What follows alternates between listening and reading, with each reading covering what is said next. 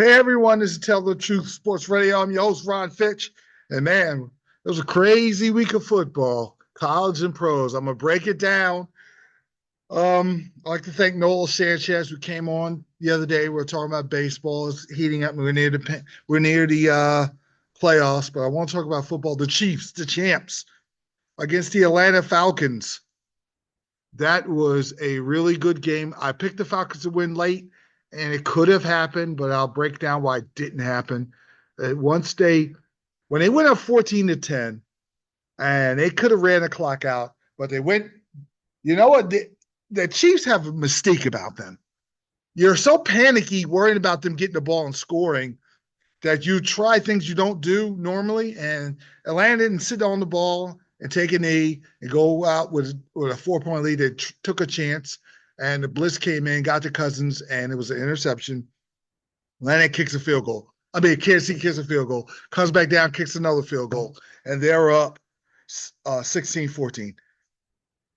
And then they get the ball again. Now they're really – Spagnuolo really shut down Atlanta's stretch run with Bijan Robinson. And Atlanta lost two of their linemen, their interior alignment, which hurt. But they did stop the run really good. And that was what Atlanta was banking on for time consumption in that game, and it didn't happen. Here come Mahomes. And Mahomes was sharp at this on the last drive where they scored, make it 22-14. He was sharp. He made some good passes. He hasn't been sharp these last two games. He wasn't sharp completely this game, but this particular drive, he sat in the pocket and threw a dime to Rice, who had a great game. And Buckner, which never misses extra points, missed one. Gave Atlanta a chance to score and tie the game with two, but Atlanta comes down, kicks a field goal. Then the crazy fourth quarter takes place. And Atlanta is driving to take the lead. And now, 4th and 5 with 4 minutes left. Well, 3rd and 5, they should have called pass interference. And people are complaining, well, they get the calls.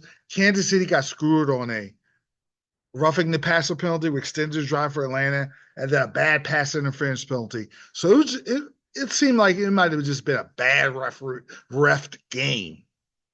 But that was a bad call, which I was hoping Atlanta got so they could score, because I want to see if Mahomes could come down and perform some magic with 2 minutes left, because I just wanted to see a great game. I didn't care about the wins or losses, but I wanted to see what Mahomes could do with under 3 minutes left, down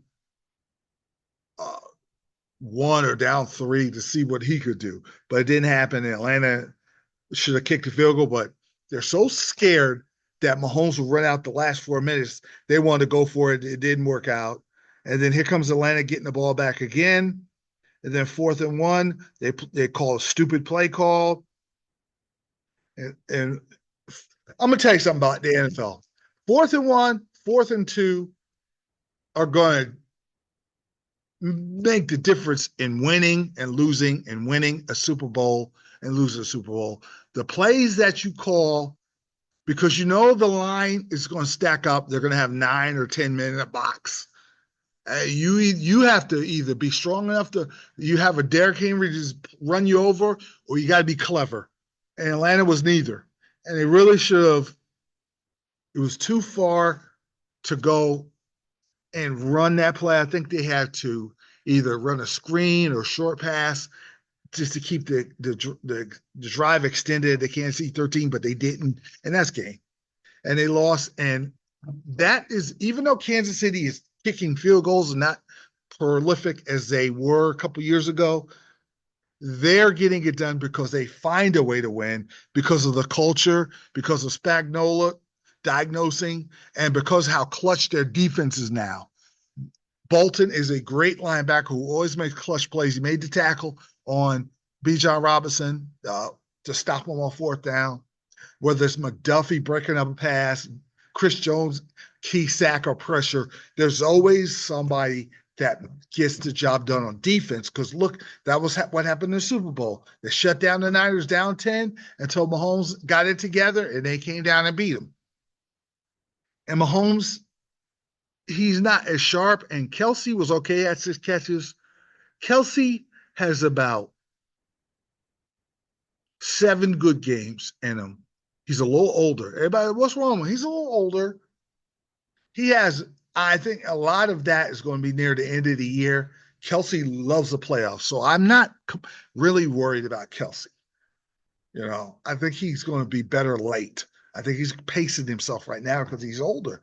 And they're also doubling him a couple times. A couple times Mahomes, there was one time Mahomes could have got it to him, but Mahomes is thinking, I don't want to throw an interception because it had to be a stick throw. And they're not in rhythm yet. If they're in full rhythm, Mahomes zips that in there. But they're not in rhythm, so he's going short. They're running the ball a little bit more because of the shell defense, and they're trying to just move the chains and maybe get a field goal here. If Juju Smith-Schuster gets open on a crossing route for a touchdown, they'll do things like that. And Rice is the man. Rice is really developing into the star receiver. So kudos to the Chiefs for pulling that game out.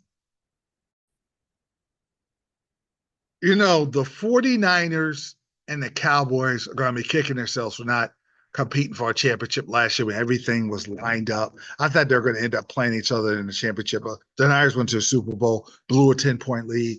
They're not healthy, and it's just hard to keep going back. I'm going to start with the Cowboys first. The Cowboys, if Diggs was healthy, that might have been what killed them because their defense was bad. And I was like, well, Diggs wasn't there. I can't blame that now. He's here. Baltimore ran down their throats, walled down their throats. And they took an early 14-0 lead. They're up 28-6 because Derrick Henry's running wild.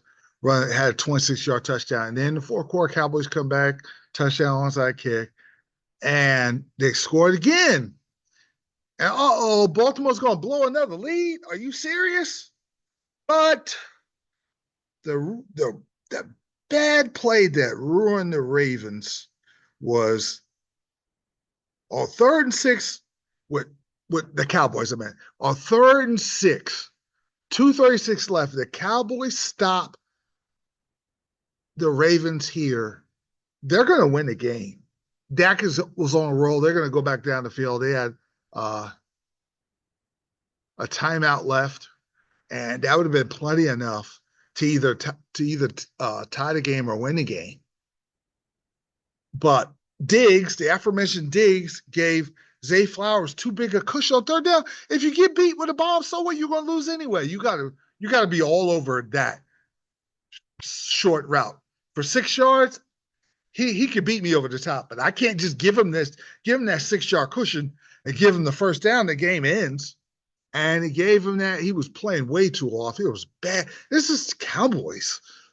Talented, but just same old thing for 30 years. It's just something. I believe, and they lost to the Ravens. The Ravens could have won 0-3, and I believe in their culture so much they would bounce back and still make a run. But now with Derrick Henry running, and Lamar, and they're getting acclimated. He's getting acclimated to the Baltimore system. He's not a square peg in a round hole. He had 151 yards, 25 yards rushing. If you're in the AFC North, you're like, oh boy. Because Jackson's going to give you 87 yards rushing. And he was 182 yards, 139.4 rating. He was good in the passing game, great in the running game, and they ran it down their throats. And the Cowboys' effort, where was Parson? I know he's screaming and hollering, out of control. And then they did a missed tackle on the pass to Aguilar, who ran 56 yards down the field. It was a mess. The Cowboys stormed back late, but it is a mess. CeeDee Lamb yelling at Dak, and Dak throwing people under the bus. Parsons throwing people under the bus. No, we got to play better. We'll go to practice. Don't say anything. I know they're frustrated, but this is a mess. I knew if Dallas lost, it'd be worse because of the implosion. And this is the pressure that is on that star. They haven't won. Did it builds? Okay, you haven't won. People are laughing. The haters laugh. And so you can't listen to any noise. And Michael Irvin's mad. They're bragging. Fans are bragging. The fans are skeptical. The the haters are out there that love that when they're down and they're worried about, oh gosh, the haters are going to get us. It paralyzes you when the pressure moments come. I look at that Green Bay game. They haven't recovered from that. And they're playing a Giant team that's playing a lot better at Giant Stadium. Ooh, oh, Nelly, I don't know. I don't know. And the Giants haven't beat them in a while. The Giants going to want to get the Cowboys. The Giants ever won that to go 2-2?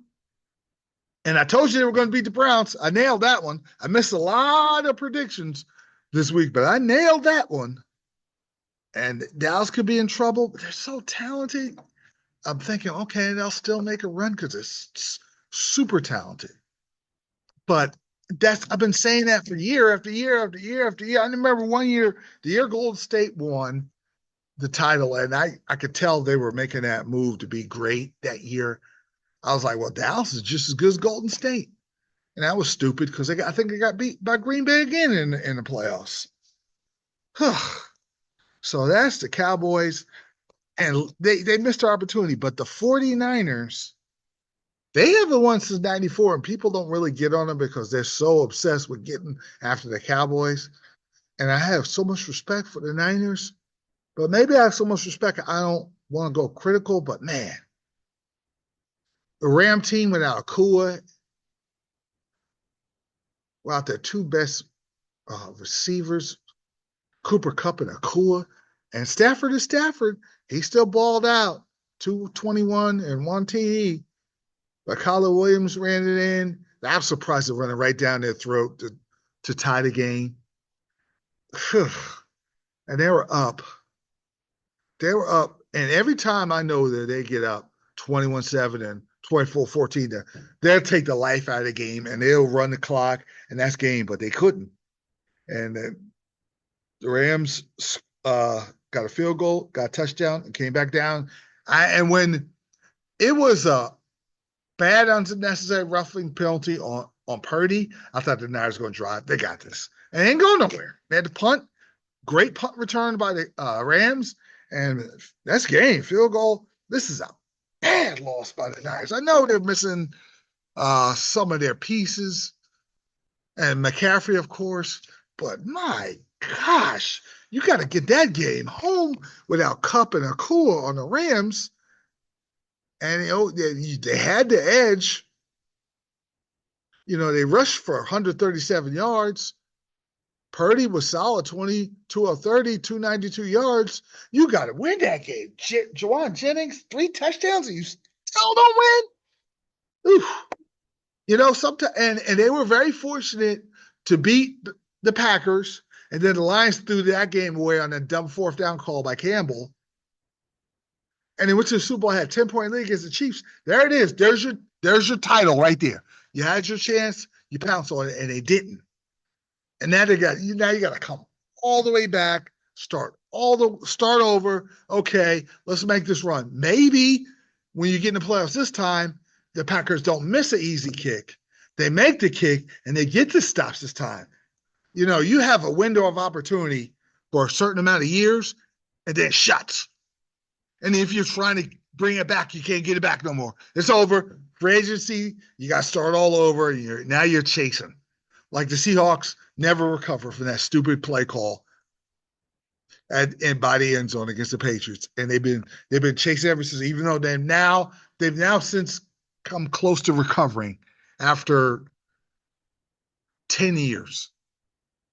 And they're still working on it. It could take a couple more years. When your opportunity comes, you got to go grab it and get it, because you never know when the opportunity comes again. And you're thinking, oh, I'll come back next year.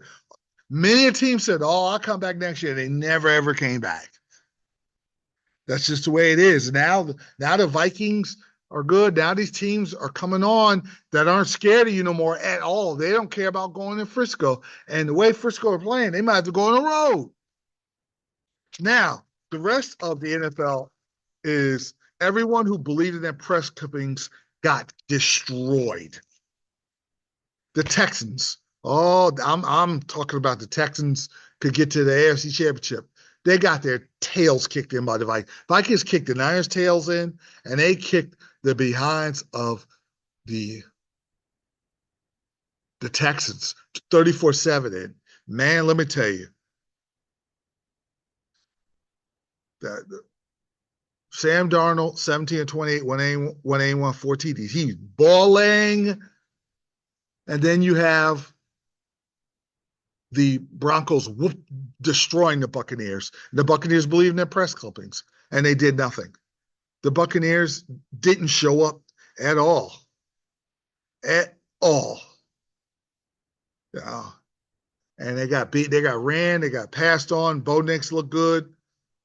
So that is, and then wait now. Then the Cardinals 2-0. The Lions came back. That's understandable because the Lions would do their team that's trying to get to the Super Bowl. So they beat the Cardinals, who were explosive, but not so in that game, 20-13. And Kyle Murray, everybody's raving about 76.5 QBR rating now. But the worst of all was the Raiders. And I'm telling everybody, listen, Pierre's doing a good job. Raiders could be a wild card team. They got destroyed by the Panthers. Okay. Andy Dalton was hot. All right. It's your job to match point for point if you catch the Panthers on a hot streak with Andy Dalton going off. And where was Crosby? Where was that mean defense I saw against the Ravens last week? If I'm the Raven fan, I'm feeling a certain way about the Raiders. Oh, you sold out. That was the Super Bowl, but you come against a lowly Carolina Panther team and let Andy Dalton get the fountain of youth, though, for 3 touchdowns, 123 QBR, and Hubbard with 104 yards, 14 yards rushing, and you stop Derrick Henry in the second half? Are you kidding me, Las Vegas? Gardner Minshew was bleh. They didn't run the ball, and they weren't tackling because Coach Pierce said they were. This is why I like Coach Pierce. He said the guys are making business decisions, and I'm going to make a business decision when it comes to their future. I love that. Put some fear in those guys. I like the way he coached. I don't know what to make of the Raiders, but in conclusion, every team in the NFL is vulnerable. Every single team in the NFL is. And I'm glad the Steelers won to go. Seattle went 3-0, and the Steelers beat the Chargers. And I'm pleasantly surprised. Now, the Chargers had an injury, Herbert, but before that, second half, that defense was locked in. And Justin Fields was really good, and he's in the pocket, sitting there, throwing dimes, making nice plays, short passes, 96 QBR.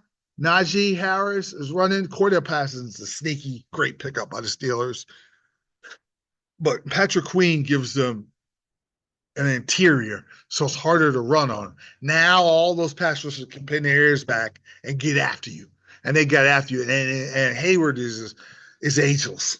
Cam Hayward. So they're 3-0, but if they believe in their press clippings playing against Indianapolis, if they come out and play, steal a football, hard nose, and maybe make a extra splash play with Austin and Freiermuth, expand the offense a little more, they can win. If they come out there flat, they're going to get crushed by the Colts. Yeah, A.R. Richardson and my guy Jonathan Taylor, they will get crushed by the Colts because you saw all these blowouts by these underdogs. So if they're basking in the globe, just being 3-0, and they go to Indianapolis high on the hog, they're going to get crushed. But if they come out there and their focus and Fields is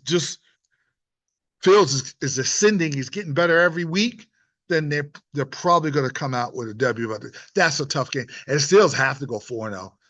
They have to. That's a must game because that schedule is rough. And then seeing Derrick Henry and Lamar Jackson, so uh-oh. And then I expect tonight, Cincinnati, that's going to be Cincinnati barbecue chicken, Cincinnati style against Washington. But so far, I was very impressed because I wasn't sure about Pittsburgh, but we'll see. I'm very curious to see how they approach that game in Indianapolis. All right, you know what gets you beat in college football is kickers that miss kicks. coaching decisions where they throw the kicker under the bus, having them to kick a ball past the 40 yards. You usually want to get as close as you can with a college kicker because you can't trust them. Stupid coaching and dumb plays. And I saw stupid coaching and bad plays, which cost two teams. Now, the first, I want to congratulate Tennessee for going to Oklahoma and whooping them 25-15. I want to get that out there. Their quarterback's electrifying. He's still young and raw, but he is Nico Ameliva. Nico Ameliva. I'm gonna get that right. Nico Ameliva was electrifying. He had a great play. His stats were fantastic. I was very impressed. He had a long of, let me see here, 42-yard touchdown pass to McCoy is electrifying. Now, let's get to USC and Michigan. This was the dumbest way to lose a game all season in any sport. But this is one of the dumber losses, bad losses I've seen in years. This wasn't the best play, but it was compelling because it was intense, and I like that. USC down 14-0 comes back, they end up taking the lead. They take a lead 24-20. They finally caught Michigan. And this is when the fateful fourth quarter came. Now, this is where the stupidity was. 1st and 10, the two shuttle passes that didn't work cost USC, and they didn't run any time on the clock. So it's 4:13 left. And Michigan technically could still run the ball and end up taking the lead, but it would be a Herculean effort. And Michigan couldn't throw the ball. I think they had 30 yards passing. Let me see. They had 32 yards passing. Okay, and they couldn't pass. They got sacked. So they're kind of screwed. So they're just going to run. Okay, if we lose, we lose. Let's just run the ball, see what happens. And magic happened because I saw the most ridiculous play. Michigan ran the ball all the way down the field from their own 11 yards. And it was crazy. Kalel Mullings runs the ball, their second best running back, runs the ball 63 yards, and there was a missed tackle. And to me, if you want to win that game, you gotta want it more than what that defender wanted. If you get run over, hold on to him until help comes. So it's just a first down, and they're still in Michigan territory. Now you could get your bearings straight and try to bow up and stop the run. And Michigan's done. You go away with a win, undefeated. Now you're rolling. But he didn't. Broke the tackle and ran 63 yards. All the way down to the USC 17. You know Michigan's going to run the ball right in. After that, I said, no. If they can't stop that. They ran the ball, ran in, and pretty much ran the clock out because USC had the ball 37 seconds left, and they didn't go nowhere with that. Now, one of the Michigan defenders got the ball stripped when they could have put the game away. And I thought that would cost them because USC came back and scored. But this last possession with 4 minutes left, and Michigan was able to pretty much run the ball on an 89-yard drive. No team, even in high school or grammar school, will be able to pull this off. Now, Michigan, they got to do better because when you play in a team that's a little more competent at the end of the game, you're not going to, you can't go into Columbus and try to run the ball and run and win a game with an 89-yard drive because you're just going to be 1, 2, 3, and the game's over. And on 4th and down, you're going to get stuffed. Or you're playing a better team. So Michigan's got to tighten up the pass game. It's good to get a win like that because sometimes it's better to be good and lucky. And they show a championship medal. I respect that, the way they went and got the game. I knew Michigan was going to give them trouble. I thought USC would win until last second. Shame on me. Because Lincoln Riley is a great quarterback coach. You see all the great quarterbacks in the NFL. He's a good coach. But when these big games that really matter come down, to important moments, he turns into Charlie Brown. He has a little Charlie Brown in him. You look at the Utah games, you look at certain games that cost USC, and it's always something. They should have lost to Colorado last year. He's always doing something that's just not smart when he always runs really good plays until like it's time to win and become a serious contender. And he didn't. And that USC Notre Dame game is going to be a toss up. Because Notre Dame's they got a pretty good quarterback. They got a solid team. USC's great, but USC could throw that game away somehow in the last minute. And their defense is better. The offense was solid. They showed such courage on the road, but they found a way to lose. That's the worst loss. One of the worst losses I've ever seen. And then the last game I want to talk about is Colorado. That game, you talk about stupid coaching.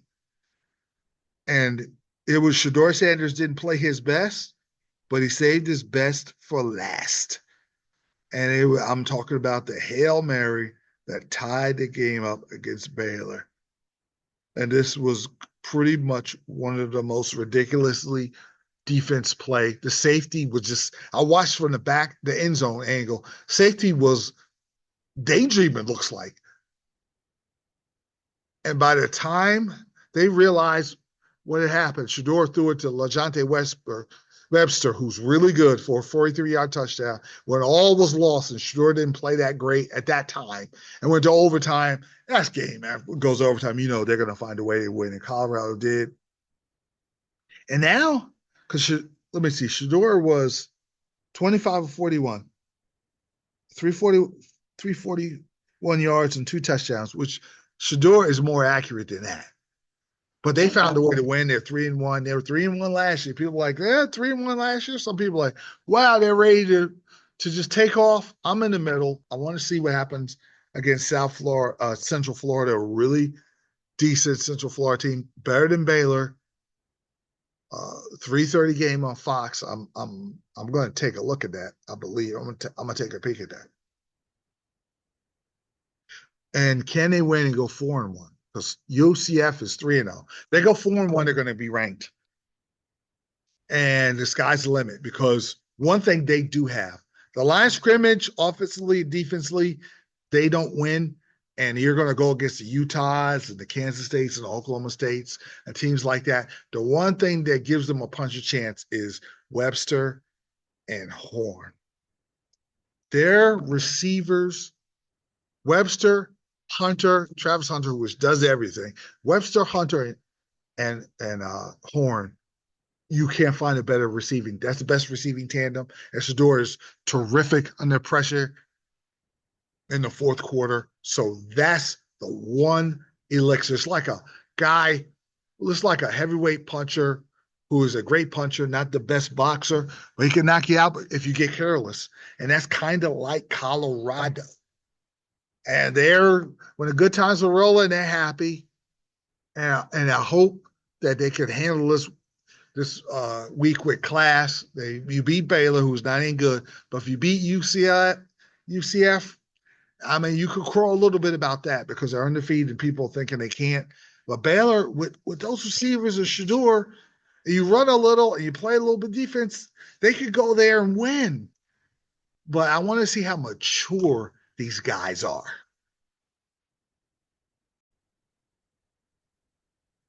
Yeah, Daniel Dubois pummeled Anthony Joshua from pillar to post. I thought if it came down to a technical fight where Joshua would just box him a little better, and Dubois has been on a roll since the loss to Usyk, and I also said, well, Joshua can't get hit because this guy has a 90% knockout rate, and he can't get caught. He can't be sloppy. And Dubois was first. He got off first constantly. And that's what was the key. And he knocked him down 5 times. And he knocked down 4 times. And in the 5th round, Joshua tagged him. And Dubois looked a little shook. And, okay, I'm going to jump on this guy. I've been knocked down 4 times. This is my chance to make a great comeback. He rushes in very sloppily, leaving his chin exposed. He got hit with a short shot, staggered him a little. Then he comes in and he's trying to throw a looping right, which takes too long. And Dubois hit him with a short right. It was a perfect shot. And Anthony Joshua was trying. There was no way he's getting up from a shot like that. He tried and he couldn't get up, and that was the end of the fight. And Dubois has been on a roll, and he's younger. And I liked what Polinagi said, and he said the fact that younger fighters still have that zest and energy, and he did. And Joshua, who had a good run, nice little prime, when, when he lost to Ruiz, it took a couple years off his prime. That was the bad upset that took a piece of his legacy. He did come back to win, but he was exposed when he wasn't exposed. He was the boogeyman, and he got pummeled by Ruiz, and then Usyk just beat him easily the next two times.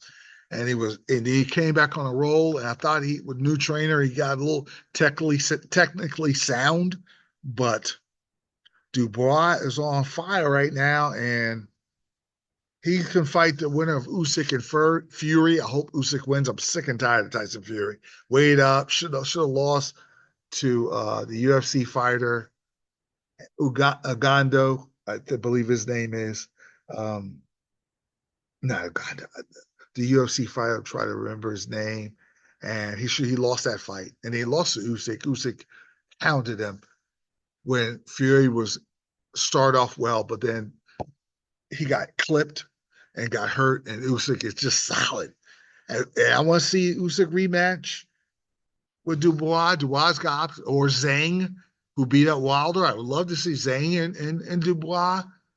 And then the winner fight Usyk and Fury. Hopefully Usyk wins. And the winner of those guys fighting, and the African kid who beat Anderson. That could be intriguing. So there's a lot of the young heavyweights coming up. I'm looking forward to seeing these new crops. They're not like Ali and Frazier and Holmes, those guys, but because they're just coming with power. It's not going to go distance. You're going to just see two freight trains going after each other. And at this point in time, that's the best we could do.